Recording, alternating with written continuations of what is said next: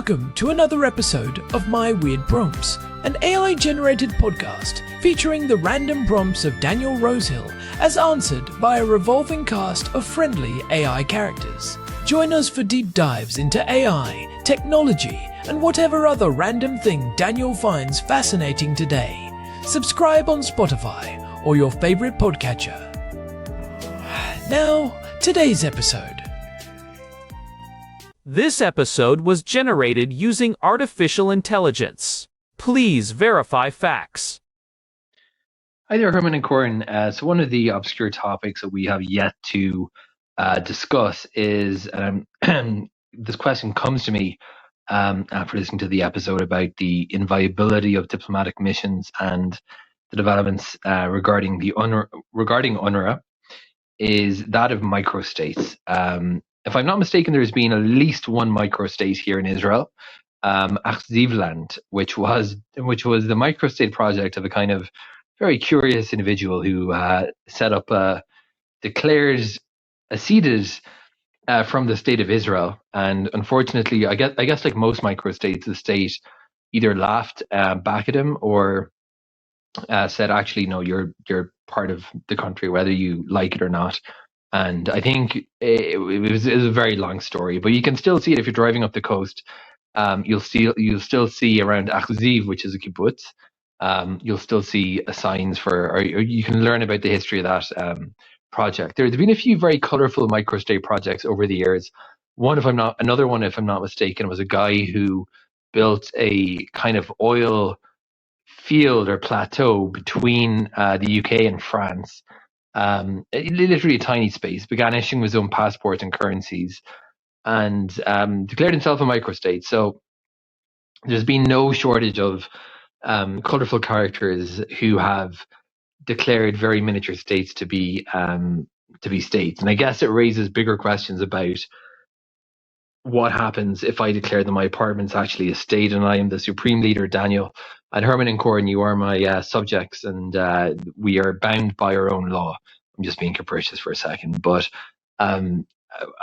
it seems to me that no one who's ever attempted to create a microstate has ever succeeded in getting any kind of diplomatic recognition for their state.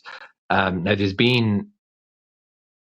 opens up a bigger question because there are much greater territories which are in dispute and which have, I'm thinking about Somaliland actually in the headlines recently, which have gotten diplomatic recognition. So I guess if you really stretch the concept, it's a continuum that might start with me declaring my apartment to be a state, which, everyone around me and the government could say is completely ridiculous, through to a group of people of numbering in hundreds of thousands in much greater territories saying we are a state. So I guess the question, Herman and Corn, regarding microstates is, where does that dividing line fall between where, on the one hand, we have what might be called kind of amusing, regardless of how the people themselves view it, and some of them clearly view this as very serious enterprises, but the greater world kind of sees them, they're just kind of entertaining, right? They're great fodder for Netflix documentaries, those things. And then at a certain point in time, you have serious attempts for statehood that are regarded by the international community as becoming of scrutiny, whether or not they ultimately get recognized. So, Herman and Corn, I'd love to talk about that today. Where do you think that dividing line falls, and what objective criteria can we point to that distinguishes between the very serious question of national self-determination that a group might argue, they are not part of a greater of a country they might nominally live in, and then these rather comical, or you might call them frivolous, attempts by individuals living in apartments or an oil terminal, deciding that they want to just create their own country. Herman and Corn, let's talk today about the microstates and what delineates between serious attempts at becoming a new country and something a little bit different. Hey everyone, welcome back to My Weird Prompts. We are coming to you from our usual spot here in Jerusalem, and I have to say, the house feels a little quiet today. Our housemate Daniel is out, but he did leave us with a voice note that really set me down a rabbit hole this morning. Herman Poppleberry at your service. And yes, Daniel really knows how to pick them. He was listening to our recent episode on the invulnerability of diplomatic missions and the United Nations Relief and Works Agency, and it got him thinking about the edges of statehood. Specifically, microstates and those colorful, sometimes slightly unhinged projects where individuals just decide they own a country. It is a great question because it touches on something we often take for granted. We think of the world map as this fixed, settled thing, but the lines between a legitimate country and a guy on an old oil rig with a flag are actually thinner and more legalistic than you might expect. Precisely. We are talking about the difference between a microstate, which is a recognized sovereign entity that just happens to be tiny, and a micronation, which is essentially an unrecognized claim to sovereignty. Daniel specifically mentioned Akhzivland, which is practically in our backyard here in Israel, and the Principality of Sealand. But then he contrasted those with Somaliland, which is a whole different level of serious. Right, and that is the core of what we want to explore today. Where does the amusement end and the actual geopolitics begin? How does a group of people go from being a curiosity to a candidate for a seat at the United Nations? To really get into this, we have to start with the baseline. If you want to start a country, what do you actually need? In international law, the gold standard is still the Montevideo Convention on the Rights and Duties of States from 1933. It lays out 4 basic criteria. You need a permanent population, a defined territory, a government, and the capacity to enter into relations with other states. It sounds simple on paper, but the fourth one is the real kicker, isn't it? The capacity to enter into relations. You could have a population and a government, but if nobody picks up the phone when you call, are you really a state? That is the big debate between the declarative theory and the constitutive theory of statehood. The declarative theory says if you meet those 4 criteria, you are a state, regardless of what anyone else thinks. The constitutive theory says you are only a state once other. States recognize you as one. It is like the tree falling in the forest. If a country declares independence and no one is there to sign a treaty with it, does it exist? Well, let's look at the amusement side first, because that is where the lines get really blurry. Daniel mentioned Akhzivland. For our listeners who aren't familiar, this was a project by a man named Eli Avivi back in the early 1970s. He was a colorful character, a sailor and veteran who settled in an abandoned village on the northern coast of Israel near Nahariya. When the government tried to demolish some of the buildings he was living in, he just declared it the independent state of Akhzivland. And what is fascinating about Akhzivland is how the Israeli state reacted. They didn't send in the army to crush a rebellion, they actually took him to court. He was arrested for the creation of a country without permission, but the judge famously ruled that such a charge didn't even exist in the law. Eventually, the state basically gave up and leased him the land for 99 years.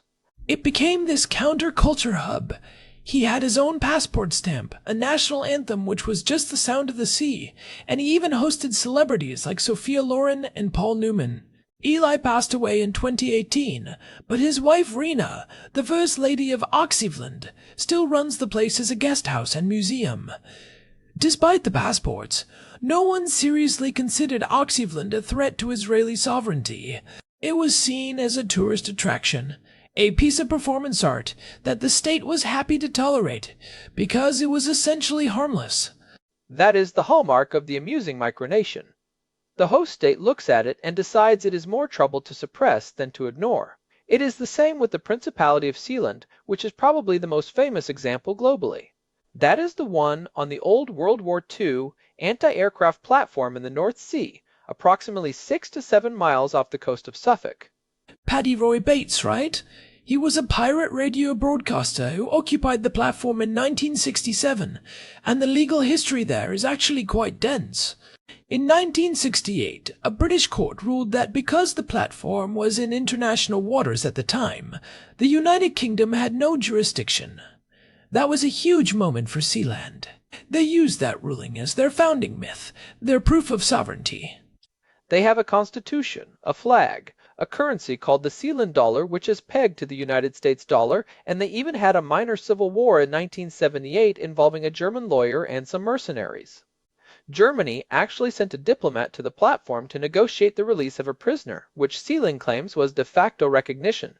But if you look at it today, the United Kingdom extended its territorial waters to 12 nautical miles in 1987, which technically brings Sealand back into British territory. The government just chooses not to do anything about it. It is a curiosity. It is not a state in any functional sense that impacts global trade or security. Exactly. And that brings us to the other side of Daniel's question. When does it become serious? Because while we were laughing about Sealand, something very significant happened just last month that shifts this whole conversation. On January 6, 2026, Israel became the first United Nations member state to formally recognize Somaliland as an independent country. That was a massive headline, and it really underscores why this isn't just a hobby for people in eccentric hats. Somaliland has been operating as a de facto independent state since 1991. They have their own army, their own currency, they hold peaceful democratic elections, and they have clear borders based on the old British Somaliland Protectorate. They have been more stable and functional than the actual state of Somalia for over 30 years. Yet, until 3 weeks ago, they had zero official recognition from any United Nations member.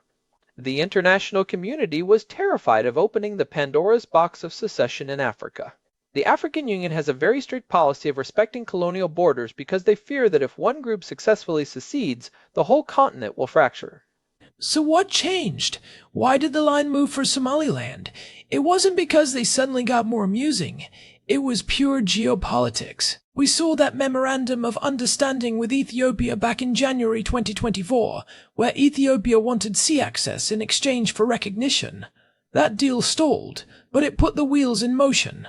And then you have the Red Sea security situation. With the Houthis effectively paralyzing the port of Eilat and targeting shipping in the Bab el-Mandab Strait for the last 2 years, the geography of Somaliland became a strategic prize. They have 850 kilometers of coastline right across from Yemen. By recognizing them, Israel is entrenching itself in the Horn of Africa's strategic geography. In fact, Foreign Minister Gideon Saar just visited Hargeisa on January 6th to prepare for the opening of a formal embassy. This isn't a tourist stamp, this is about intelligence facilities and maritime security. This is where we see the objective criteria for serious statehood really emerge. It is not just about having a flag, it is about having something the rest of the world needs. Somaliland has a functional port at Berbera. They have a military that can actually control their territory. When a state can offer security or economic value to a major power, the legal technicalities of recognition start to bend. It is what some analysts are calling the axis of secession. You see it in places like Somaliland, or even to a different extent with Liberland. Remember Liberland? V. Jedlicka and his claim to that tiny patch of land on the Danube between Croatia and Serbia. Right. The disputed territory between Croatia and Serbia. He claims it is terra nullius, no man's land, because of a border dispute where neither Croatia nor Serbia wants to claim it. Daniel mentioned it as one of the colorful projects, but Liberland has been playing a very long game. They're actually at the Davos Forum at the Abraham House right now, presenting their model of a blockchain-based state. They are trying to bridge the gap between a micronation and a serious political entity by using technology. They have a prime minister now, Justin Sun, the crypto billionaire who was re-elected just this past October. They even have Cambridge Analytica whistleblower Brittany Kaiser in their Congress. They are building decentralized autonomous organizations and their own banking solutions. They are betting that in the future, sovereignty won't be about how many tanks you have, but about how much economic activity you can facilitate on your own digital rails. But that brings up a really interesting friction point. If I declare my apartment a state, like Daniel joked in his note, I have a population of 1 and a defined territory. But I don't have the power to protect that territory if the Jerusalem municipality decides I haven't paid my property taxes. The amusing microstates exist because the host nation allows them to exist. The serious ones exist because the host nation cannot stop them from existing. That is a brilliant way to put it. Sovereignty is often just a polite word for a monopoly on violence within a territory. Somaliland has that monopoly. Somalia cannot effectively project power into Hargeisa. Therefore, Somaliland is a state in every practical sense, even if the diplomats in New York were slow to catch up. Sealand does not have that monopoly. If the Royal Navy wanted to take that platform back, they could do it in 10 minutes. They just don't want to. So the dividing line is really about the cost of suppression versus the benefit of recognition. For Akhzivland, the cost of suppression was bad public relations for a government trying to look democratic and cool in the 70s. For Somaliland, the benefit of recognition for Israel, and potentially others now, is maritime security and a stable partner in a chaotic region. And we shouldn't overlook the role of historical precedent. Somaliland was actually independent for 5 days in 1960 before it merged with the former Italian Somaliland. They argue they aren't seceding, but rather dissolving a failed union. That is a much stronger legal argument than just saying, I found a rock in the ocean and now it is mine. It reminds me of what we discussed back in episode 77 about the USB-C revolution. It sounds unrelated, but it is about standards. International law is a set of standards. If you want to join the club, you have to fit the interface. Somaliland has spent over 30 years trying to fit the interface of a modern democracy. They have a central bank, they have a passport that is accepted in several countries now, and they have a functioning civil service. Whereas if you look at some of the more frivolous attempts, like the Kingdom of Enclave or the North Sudan project, where that guy tried to claim Bir Tawil to make his daughter a princess, they lack the institutional depth. You can't just buy a flag and call it a day. A state is an ongoing collective project of governance. It requires the consent of the governed, or at least their effective organization. There is also the second-order effect of recognition. Now that Israel has recognized Somaliland, what happens next? We are seeing the African Union and the Arab League coming out with very strong statements supporting Somalia's territorial integrity. This isn't just a local dispute anymore. It is a flashpoint in the broader contest between regional powers. Turkey and China are very invested in the One Somalia policy. Right, because China sees a direct parallel with Taiwan. Somaliland and Taiwan actually have very close ties. They both exist in this weird limbo of being functional states without full recognition. If Somaliland gets a seat at the table, it sets a precedent that Beijing finds terrifying. This is why the amusing ones stay amusing. They don't threaten the global order. The moment a microstate project starts to challenge the territorial integrity of a major player or a regional standard, the amusement stops. I think about the people living in these places too. If you're a citizen of Somaliland, your life is defined by this lack of recognition. You can't easily get international loans. Your students struggle to get their degrees recognized abroad, and your businesses face massive hurdles in the global banking system. For them, statehood isn't a colorful project. It is a necessity for survival and development. That is the tragedy of the unrecognized state. They are doing everything right by the standards of the Montevideo Convention, but they are stuck in the waiting room of history because of the interests of much larger powers. It really makes you question the fairness of the system. We have microstates like San Marino or Liechtenstein that are fully recognized because they have been around for centuries and don't threaten anyone. But a new entity with 6 million people like Somaliland has to fight for decades just to get one embassy. It is a bit like the legacy systems in tech. Once a standard is set, it is incredibly hard to change it, even if a better version comes along. The current map of Africa is a legacy system of the colonial era. Everyone knows it is flawed, but no one wants to be the one to hit the reset button because they are afraid of the system crashing. And yet, we are seeing the reset button being pressed in real time. The recognition of Somaliland by a United Nations member is a huge crack in that wall. It will be interesting to see if the United Arab Emirates or even Ethiopia follow suit now. If that happens, the de facto reality becomes a de jure reality, and the map officially changes for the first time in a long time in that region. What about the future of these micronations like Liberland? Do you think the digital angle gives them a real shot? If they can create a state that exists primarily in the cloud but has a physical footprint for its servers and a few residents, does that fulfill the territory requirement? That is the million-dollar question. Balaji Srinivasan wrote that book about the networked state, where he argues that we will see these communities start online, build economic power, and then eventually crowdfund territory. Liberland is basically trying to be the first prototype of that.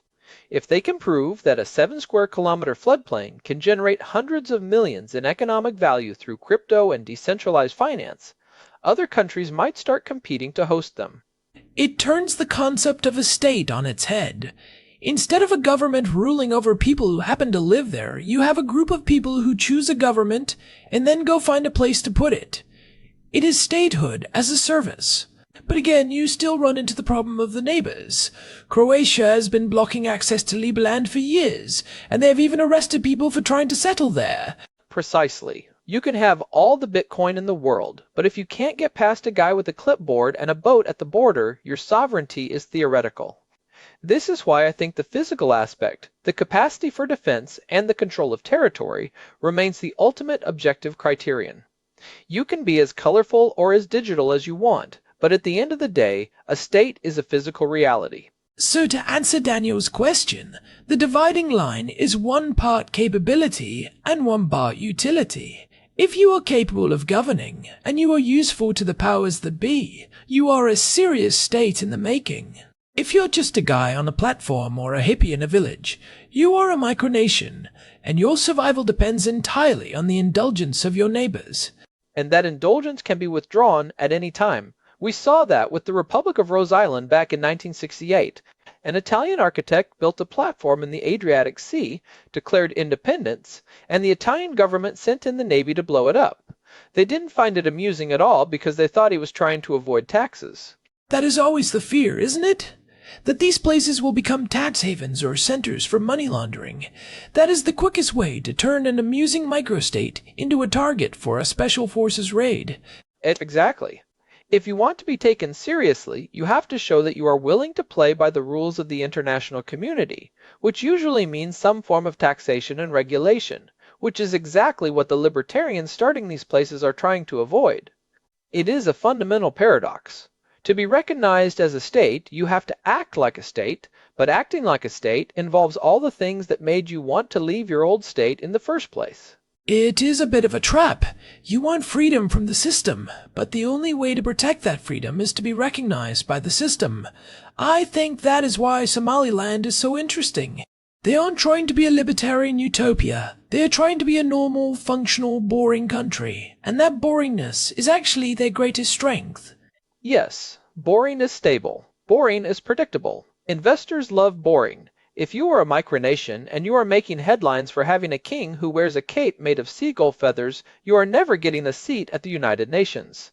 But if you are making headlines for your new port regulations and your successful anti-piracy operations, people start to take notice. I wonder what Eli Avivi would think of all this today. Akhzivland is still there, and Rena still keeps the dream alive. It has outlived him, which is more than you can say for many actual countries in the 20th century.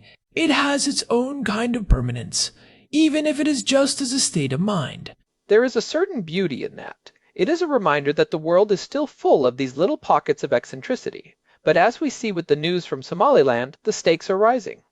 The competition for the Red Sea and the changing nature of digital sovereignty are making these questions of who gets to be a state much more urgent. It really makes you realize that the map is never finished. We are living through a period where the very definition of a nation-state is being challenged from above by global institutions, and from below by these micro-projects and secessionist movements. And if you are sitting in a place like Jerusalem, you are already at the epicenter of these questions of sovereignty and recognition every single day. It is not an abstract legal theory for us. It is the reality of the streets we walk on. Well, I think we have given Daniel plenty to chew on. It is a fascinating topic that goes from the whimsical to the deadly serious in a heartbeat. Before we wrap up, I want to say thanks to everyone who has been sticking with us. We have been doing this for 286 episodes now, and the community we have built is just incredible. It really is. We love getting these prompts that push us to look at the world from a different angle. If you are enjoying the show and you want to help us out, a quick review on your podcast app or a rating on Spotify goes a long way. It helps other curious minds find us in the vast ocean of content out there. Definitely. And you can always find us at our website, myweirdprompts.com. We have the full archive there and a contact form if you have a prompt of your own that you want us to dig into. We are also on Spotify, obviously. So make sure you are subscribed there so you don't miss any of these deep dives. Alright, I think that covers it for today. I am going to go see if I can find my old Akhzivland passport. I think it is in a drawer somewhere. Just don't try to use it at the airport, Herman. I don't think the border police share our appreciation for micronational history. Valid point. Until next time, this has been My Weird Prompts. Thanks for listening. We will catch you in the next one. Bye, everyone. This episode was generated using Gemini Flash 3. Text-to-speech engine was Chatterbox Turbo. Thanks for listening to another episode of My Weird Prompts, an AI-generated podcast featuring Daniel Rosehill's AI prompts, as answered by a revolving cast of friendly AI characters including me, Cornelius the Sloth. Subscribe on Spotify or visit myweirdprompts.com.